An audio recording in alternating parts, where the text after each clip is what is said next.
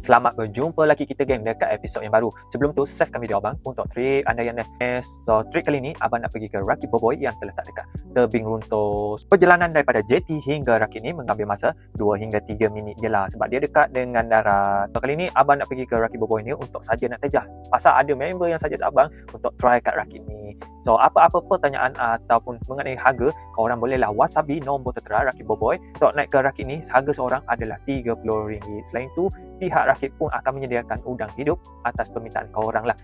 So, Rakit Boboiboy ni, dia mempunyai air yang bersih daripada darat lah. So, kat sini, everythingnya lengkap. Ada dapur dengan punya kuali, mangkuk semua tersedia untuk anda. Selain tu, dia juga mempunyai tandas untuk korang mandi-mandi lah.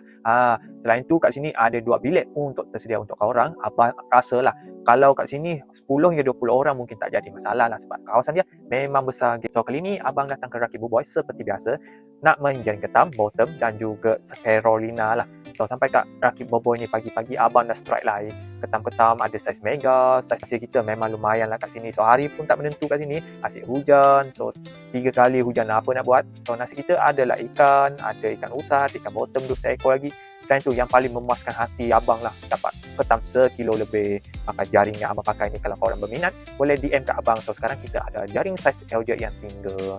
Langsung kita ada trip nak pergi ke Rakit Merah. Trip komplot kita yang pertama 2026. Trip ini adalah trip pertama kita. So, see you guys at the next episode.